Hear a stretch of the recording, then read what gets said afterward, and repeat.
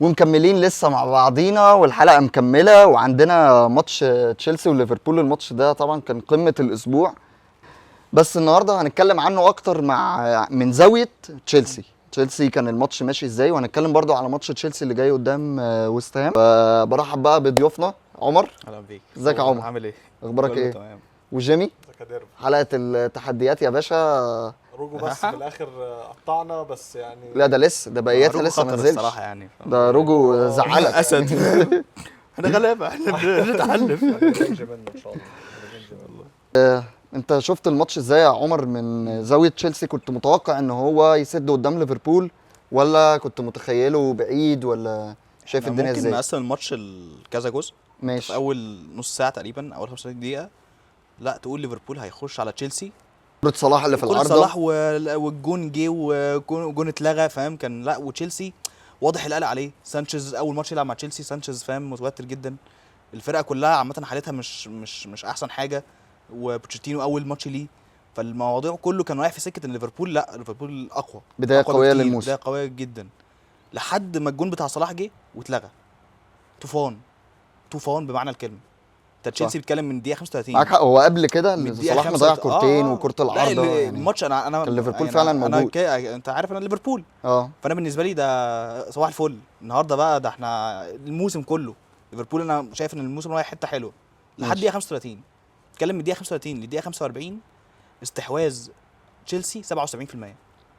ليفربول تحسه كده المكنه وقفت. تشيلسي ضغط، تشيلسي بيعمل حاجه غريبه قوي. تشيلسي بيطلع بالكره، بيستنى واقف يباص ورا، وانس ان ليفربول ضغط تلاقي تشيلسي طلع بمنتهى السهوله. ما بالظبط هو بيستغل فكره ان ليفربول بيلعب ضغط عالي، رغم انه ما عندوش نص ملعب يساعد على ده خالص. اساسا كان عندك مشكله جامده جدا ان معظم اللعيبه سنها بدا يكبر، وبداوا مش قادرين يطبقوا ده.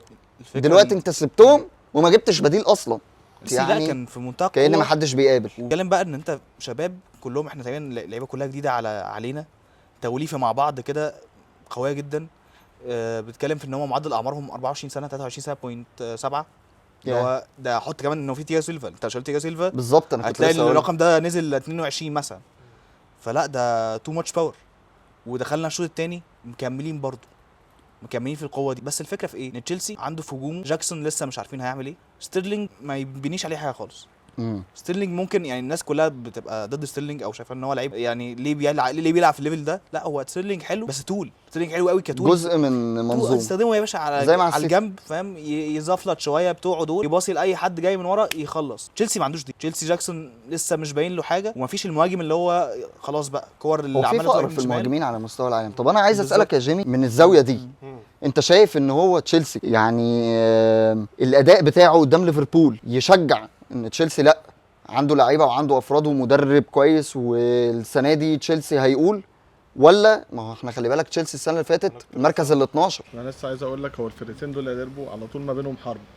يعني السيزون اللي فات انت بتتفرج على الماتشين الذهاب والعوده وهم خلصانين 0-0 اصلا. ايوه، فالماتشين هو ده الجوله تعادل برضه 1-1. فيعني اللي هو يا جماعه في ايه؟ وبعدين هم الحرب ما بينهم مش جوه الملعب بس، يعني هم عندهم حرب جوه الملعب وبره الملعب عندهم. يعني احنا بعد الماتش اتاكدنا ان الفرقتين محتاجين كايسيدو ولافيا، فيعني الاثنين محتاجين كايسيدو، والفانكشن دي يعني مهمه اكتر. يعني جد. ولا وتشيلسي بالظبط. وبعد كده يعني وبعد الماتش اعلنوا انه كايسيدو عندهم، وبعد كده لسه خلاص برضو الاثنين بيتخانقوا دلوقتي على روميو لافيا، فبرضو غالبا تشيلسي هيخلص معاه. فيعني بالزبط. هو الفرقتين دول بينوا واكدوا لنا ان هم قد ايه الحرب ما بينهم شغاله بقالها كذا سنه. قبل كده برضو كانت المطوشه 4-3 و3-2 الفرقتين اللي لعب لهم وكان صلاح وكان صلاح على طول في الماتش ده. كان صلاح يحب يقول لك، صلاح يحب مطوشه تشيلسي جدا يعني، كان هيجيب والله. يعني هو صراحه يعني هو زي ما كان عمر بيقول في الاول، هي ليفربول كانت مبتدئه الماتش في اول 20 او 25 دقيقه. يعني الكره بتاعت صلاح جاب كره في العارضه، وبعد كده الاسيست لويس دياز الصراحه يعني وفي ثرو. كرة اللي هي عدل على شماله وحط دي بس جات له في الدفاع. عقبال لما استلمها وكان بطيء بس شويه، بس هي بالظبط. كانت يعني بتاعته جدا. وكان في ضربه جزاء يعني برضو يعني. صحيحه 100% ملعوبه كورنر. تحكيم انجلترا مش هنخش يعني الراجل ايده كده مغير اتجاه الكوره كومبليتلي يعني، بس مش عارف ازاي لا ما هو ايده طالعه اتحسبش. كده يعني بعيد عن هو مش جسمه كده، تماما هي يعني. طالعة كده. انا مش فاهم ايه هو عامل المبرر كده يعني هو عمل كده بالظبط. فهو على اساس ايه يعني؟ على اساس ايه ما اتحسبتش؟ وكانوا بادين الماتش ليفربول اللي يشوف زي ما عمر كان بيقول ان هم لا الناس دي هتنزل هتكسب 3-0 النهارده بالظبط. تشيلسي بكل سهوله. صلاح الصراحه كان متالق جدا جدا بكره الاسيست، كوره يعني رؤيه للملعب حلوه جدا، والثرو يعني يدرس زي ما بيقولوا يعني من بالظبط. ابو صلاح يعني جميل جدا. وبعد كده حظه كان وحش في الاوفسايد، أسيست الكوره جت عالمي. على شعره يعني الاوفسايد يعني برضو كان جون جميل بس جدا. خدت بالك ان الخط الاحمر بعيد قوي. ما أنا هو مش شايف عارف الكورة ليه أصلاً لما الفار عمل انا شايفها جون احنا في ناس بتقول دي فار ولا الخط لا. بعيد قوي يعني الخط فاهم بتاع مثلا 10 سم اللي هو يا جماعه انتوا بتهزروا بالظبط مش فاهمها فيعني دي. ومره بس هي واحده بتحصل في انت قصدك الخط بتاع الفار. بس هي بتحصل كتير الحكايه دي، مش اول إحنا مره. استغربنا أنا شايفها الصراحة. جون. بص هو ساعات والله اعلم، انا ههبط يعني، بس الله اعلم. هو غالبا يقول لك ساعات زاويه الكاميرا مخليه يبان ان الاثنين دول على خط واحد، بس مش دي الحقيقه. فاهم قصدي؟ فالخط بتاع الفار ده ماشي على الحقيقه. بس انا اللي بتشوف عين الصراحه هي العين جايباها ان هو شعر بالظبط. طلع issues دي يا طلع باشا. ان هو مره واحده لا ده فرق حلو يعني. ده يا صلاح ده طب ماشي تمام. ومره واحده بعد 20 25 دقيقه لقينا في تحول رهيب من بعد الكورة اللي كنا بوكيتينيو اتلغى ده. والفرقه، انه في يعني بقى شكل بيتغير كده للفريق، وبيبتدي ان هو يعني شكل اللعب يتغير والمسافات ما بين اللعيبه تتغير، ويبتدي الماتش يتقلب 180 درجه، يتحول ان بعد ما كان الاستحواذ زي ما عمر كان بيقول حاجه و60% ولا حاجه 70%، ينتهي ان توتال المباراه 65% استحواذ لتشيلسي فيرسس 35% لليفربول، اللي هو ما حدش كان يتوقع السيناريو ده نهائي يعني. صح. فليفربول اللي مش عارفه شوطه اون تارجت اللي هي الجون، تشيلسي شايطه 4. بس تتكلم برضو ان هو كولويل كان طلع قدام شويه في الاول ثلث ساعه او اول نص ساعه بالظبط اول ما رجع وخلاص المساحات اتقفلت على صلاح وابتدى تياجو سيلفا يفوق. تياجو سيلفا لا كان اكسبيرينس لا وانا يعني الصراحه هو تياجو سيلفا تيم ليدر يعني تيم ليدر جنبيه 2 يعني جونيورز بالظبط. وعمال يمشي الدنيا. هو المفروض كان الموضوع يتفضح كان- تياجو سيلفا قدام. فضل كان يفتح سانشيز فعلا متوتر أو بدون جوتا. داعي يعني الفرق ماشي حلو يعني مفيش كوره تشوط جوتا، ما هو بقى انا كنت عايز اسالك على جوتا. يعني انت شفت جوتا ازاي؟ كله متوقع جوتا في البري سيزون جايب 4 تجوان و3 اسيستات او 4 اسيستات. كله متوقع ان جوتا هيبتدي السيزون، حتى كلوب طلع قال لك انا من البريوريتي بتاعتي هبتدي بجوتا مش بنونز يعني. بالظبط، وده اللي عمله. وده اللي عمله، قال له انا البريوريتي مش داروين بالنسبه لي. مع ان يا اخي داروين لما نزل صحيح هو داروين هو مش داروين مش في ميزه ان هو سريع جدا وطويل أيوة. وقوي رخم وصغير. هو عيل رخم على فكره وطاقة. عيل مدافع يعني بالظبط. لكن ودي مميزات كلها لكن فكره بس هو المهاجم يا جيمي. كمهاجم هو ما عندوش فينش خالص، لبسوه رقم 9 ما فيش فايده فيه يعني. مش عارف هنعمل له ايه تاني. هو على يعني فكره في بيشجعه كوره وهو في كوره لو تفتكر اللي هي ضغط واخدها بعد ما كده ربنا هداه وفك شعره. شعره اتفك. راح ضاغط واخدها وشاطها.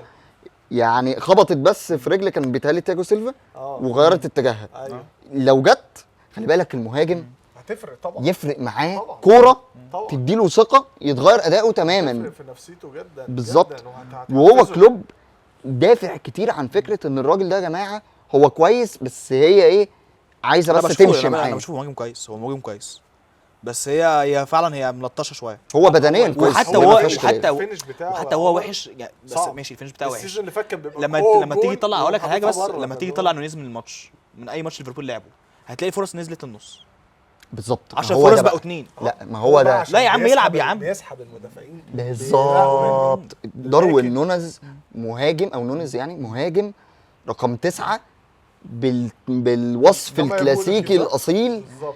ما هي دي بقى، انت دايما يقول لك رقم 9 ده حاجه من اتنين، تبقى قوي جدا وسريع وبتطحن مع الدفاع والشغل اللي هو بتاع هالاند وسواريز ولوكاكو والناس دي كلها اللي هي ينزل ياخد 2 مدافعين في وشه ويروح بيهم على قدام. يا اما انت بقى راجل ما عندكش المميزات دي بس الكنترول بتاعك على الكوره حلو جدا، تعرف تستلم وتسلم تحت ضغط حلو جدا زي فيرمينو بقى كده عماد متعب او يعني خلاص. متعب متعب فيرمينو فيرمينو طبعا متعب نجم جامد جدا، بس يعني فيرمينو اللي هو بتحول لمهاجم لا فيرمينو محطة. راجل مهاري اصلا وبرازيلي بالظبط محطة. بنزيما فيرمينو راجل سالك محطة يعني في اللي هو بنزيما مش اسرع حاجه ومش اقوى حاجه، هاري لكن كين. انا بعرف اسلم واستلم واطلع لك اسيستات كمان. هاري كين في توتنهام. هاري كين عنده الاثنين. هاري كين ده بقى قوي وسريع والى حد ما يعني فكره العفياجي دي، وفي نفس الوقت لا عندي استعداد ان انا اوجه اللعيب الفرقة التيم كلها اللي معايا. وينزل يستلم الكرة ويخلي سون يتقدم. وعشان كده هو كنا دايما بنشوف ان هو راجل مظلوم مع توتنهام يعني. الراجل ما خدش ولا بطولة، راح يا عيني بايرن ميونخ المفروض بطولة خسر أول بطولة، فاهم؟ اول على يوم وشه في أول يوم. الدكة، خسروا الماتش والله. يعني حاجات ما بتحصلش من لايبزيج يعني، اللي هو ده لو عادي بايرن ميونخ هو الصراحة توخيل هم جم مشوا الراجل اللي كان ماسك ظلموه والله، جم عليه. الراجل كان جم عليه. يعني صغير وشاطر وهو توخيل ما تعرفش قرفته مش حلوه توخيل ليه. مسك الفريق اهو. بس وصل كان توخيل ناجح جدا في الاول لا في الاول خالص طلعته من المانيا، فاعتقد كان في دورتموند ونجاحه مع دورتموند هو بقى اللي صدره لفرنسا والانجلترا والكلام ده كله. خلينا بس برضه احنا ما اتكلمناش على جيمس يعني وعلى تشيلويل. يعني طب لا قول. روعه فعلا روعه يعني. لا انت بتتكلم في يعني انا بشوف دلوقتي اي فرقه قوتها ان الباك رايت والباك ليفت موجودين وبقوه، بتبقى بالظبط. تحول من 10 لعيبه ل 12 لعيب. وده يمكن ده عيب ليفربول، ان هو انت ليفربول كان في وقت ارنولد وروبرتسون 4 لعيبه، انت بتتكلم باربع لعيبه دفاعيا هجوميا. انت النهارده انا عايز اقول لك كمان باللي السيتي عامله ده الباك بقى لاعبين كمان. بص يعني السيتي بعدوا يعني، خلينا لا بس هو على فكره كلوب بيستنسخ الفكره دي مع ارنولد. جاي كده بقى اول ما جه الجون بقى من المدافع اللي هو الجديد ديساي ده. ده الصراحه الماتش كان شيلويل الاسيست طبعا. شيلويل كان عامل يعني شيلويل في الفانتازي وانت مطمن شكله كده.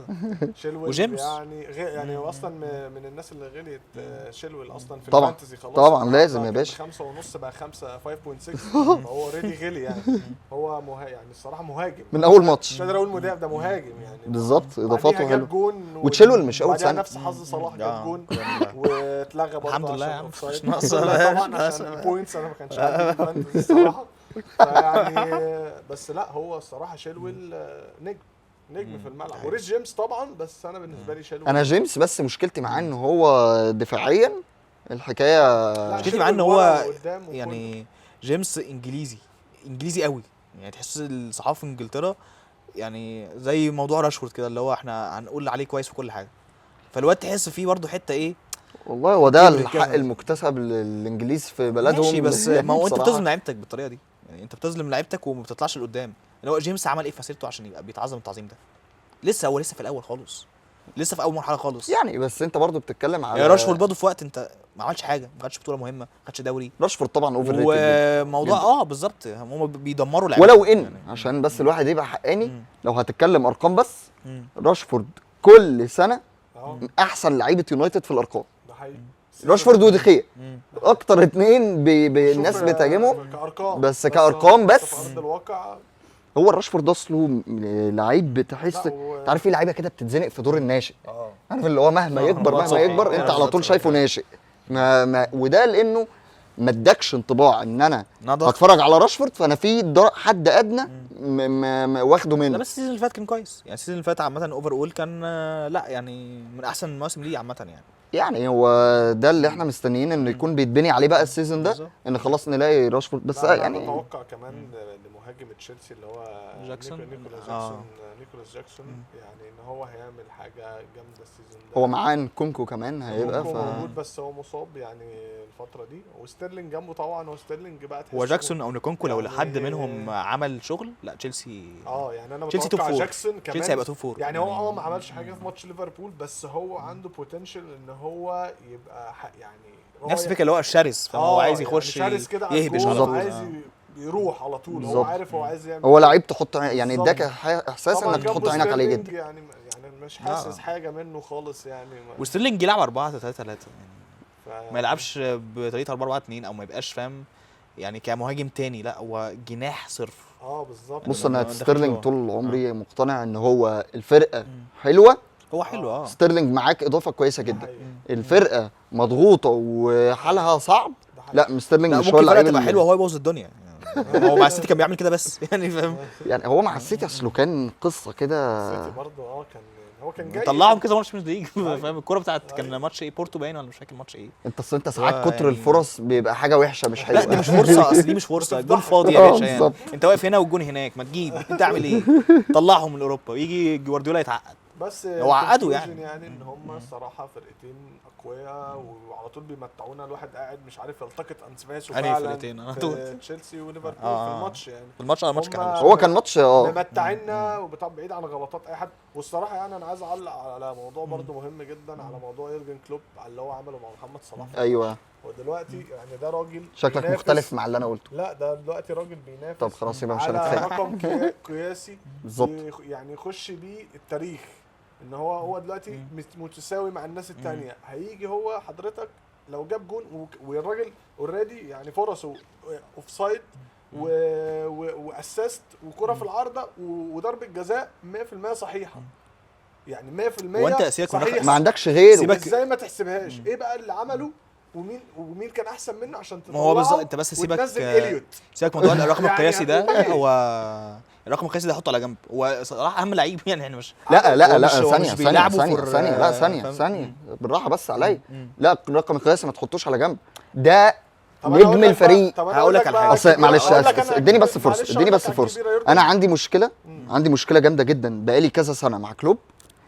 بتحس ان في عدم اعتراف ان ده نجم الفريق الاول. لا انا بقى اقول لك بقى على حاجه انقح من كده.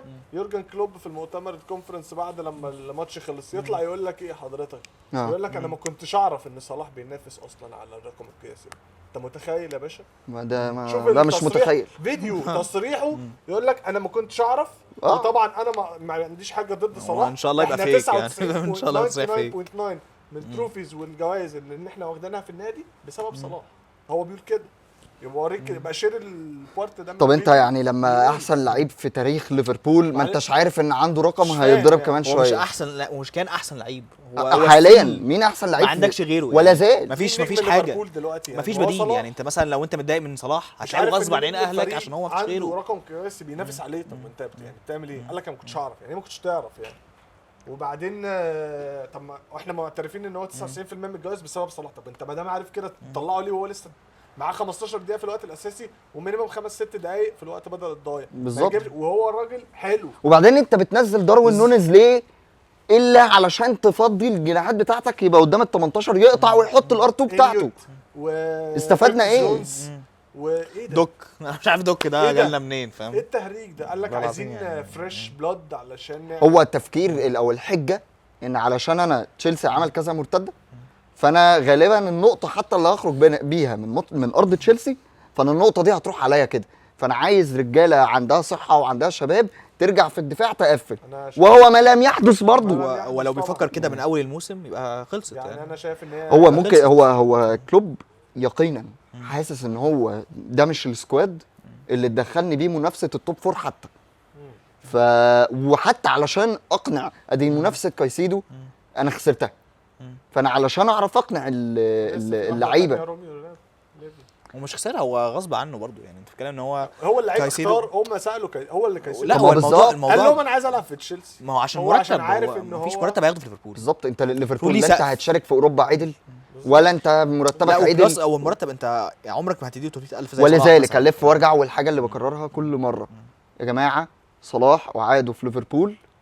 انا راجل اهو يا كابتن صلاح امشي من ليفربول. يعني نفسي تمشيش. اشوف والله العظيم الفيديو ده. مش عارفه تمشيش. 3 مليار جنيه في السعوديه. لا، وبونس بدري مش لسه. عارفه ايه. فانتم موافقيني في القصه دي صلاح يسيب ليفربول ولا لا، ما لا. يسيبش ليفربول؟ يعني هو بعد هو كلوب اللي بيحصل يسيب معاه ليفربول. هو كلوب اللي يسيب ليفربول يا باشا. صلاح صلاح برضه الصراحه. صلاح ده بيته، ده مكانه.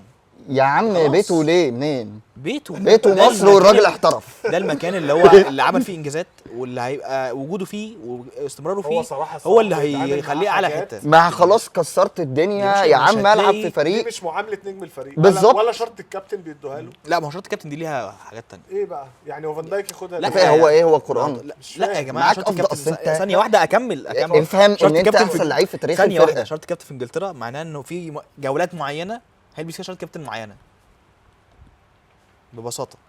طيب هو ماشي بعيدا انت بقى بتخرجنا. هو بعيده عن كل القصص دي. يعني هو كلوب مش مدين له شرط الكابتن عشان اللي انت بتقوله. ده موضوع ده بالظبط إيه والله يعني؟ لا يا جماعه والله ما بجد أعتقدش إن الموضوع- الحاجه دي بتعمل مشاكل يا عم لما يجي وقت مشاكل. السيزون اللي انت بتقول عليه ده مش يبقى هينفع، ما هو بسيط. هيبقى لا مشكله، عادي، ما لا مشكله عادي. يا باشا الصحافه في انجلترا هتقول بتحصل ايه؟ على فكره. الصحافه في انجلترا هتقعد تقول لك طب احنا صلاح القصه دي وصلاح مش وصلاح. موضوعنا. كنت بتودينا حته جدليه بالظبط، فاحنا خلينا تشيلسي وويست هام. حلو. تشيلسي وويست هام علشان ده الماتش اللي جاي لهم الاسبوع الجاي بالنسبه لتشيلسي. بالظبط. فعندنا بقى سؤال، تشيلسي هل متوقع يكون تشيلسي بتاع ال 25 دقيقه الاولانيه قدام ليفربول، ولا تشيلسي اللي ختم قدام ليفربول؟ لا تشيلسي اللي ختم قدام ليفربول و3-1 تشيلسي وست هام. لا، خلاص بس هو انت الماتش جاي لنا هو- من المستقبل بتقول الكلام ده. هي كده خلصانه. لا هو الماتش تشيلسي لو كسبوا نفسيا يكسب او يخسر هم نفسيا هيفرق قوي. هو الماتش على ارض ويست هام ولا على ارض على ارض تشيلسي؟ ويست هام. اه على ارض ويست ويست هام. هام طب ويست هام مش ضعيف. لا بس ويست هام بنتكلم ان هو بورنموث متعادل معاه 1-1 بالظبط. اخر ماتش جابوا جون واستحواذ يعني لبورنموث. سوتشيك كده يعني فاهم؟ تخيل بورنموث عمرها ما خدت بوزيشن على اي بالظبط. فرقه، خدت 66%. فيعني ويست هام يعني لا أنا الموضوع صعب. أتوقع إن هو يعني هي تشيلسي كانت في ماتش ليفربول كانت قريبه في الاخر ان هي كانت اخطر وكانت هتخطف كتير جوان في الاخر وكانت هتاخد الثلاث كانت نقط من هتاخدها. ليفربول. بس خلاص هي ليفربول بس تمسكت هو برضه هو والماتش ديربي، خلص. يعني هو بالظبط ديربي، يعني. لكن مع فدي- ويست هام انا اتوقع ان هم هيبقوا اشرس وهيبقوا اقوى عليهم هو هياخدوا انا منهم- يعني انا هياخدوا معاك منهم رقم بصراحه. بسكور يعني ده توقع انا لا، معاك هو يعني، انا أنا السكور دي شايف- مش متوقعها. لا انا اعتقد ممكن 3-0 يعني. انا برضه يعني انا متخيل 1-0 2-1 يعني حاجه في السكه دي. 3-0 وتشيلسي 3-0 دي هتخليه في حته ثانيه هو بص، هو تشيلسي الصراحه سكواد مش بطال ابدا. احنا ما قلناش على بوتشيتينو ان هو راجل بالظبط، مدرب موثوق فيه، راجل اتظلم بباريس. خد بالك باريس واتظلم سان جيرمان- بتوتنهام والله. والله لا هو يا جماعه لا توتنهام اتظلم. من قبل. توتنهام راح شامبيونز ليج، فاينل شامبيونز ليج بس برضه بفرقة يعني مفيش فند تعبانة يعني. عمر ما هو تخيل بقى من غير فند بالشكل اللي بربع واحد ايوه من غير جوارديولا فند ومن غير ولا- اي حاجه من الكلام ده راح فاينل شامبيونز ليج يس بس. عشان هو جامد عشان هو جامد. مش عشان وعشان- هو لكن هو اتظلم في ايوه بس الفرقة. هي الناس بالظبط فاكر- كده، أنا معاك. الناس هو جامد كمدرب كمدير فني الناس بس شككت كفرقة- فيه اخر فتره عشان باريس، اه عشان موضوع وباريس فعلا باريس ده هي تحس عليه لعنه كده باريس مش مفيش عارف حد نجم ماله يخش الفرق. وينفع يعني سبحان يعني الله ما تفهمش باريس اصله هدفه ايه؟ المفروض عايز ياخد الشامبيونز ليج يعني صح كده؟ هم ما بياخدوا الدوري كل سنه فعايزين ياخدوا الشامبيونز فانت الفرقه اللي بتتبني عشان الشامبيونز لا مختلفه عن الفرقه اللي بتتبني علشان الدوري.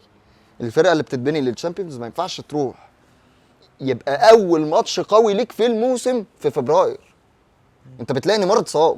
يعني احنا عايزينك بقى خلاص هتقول معانا اتصاب. ما اتصاب ليه؟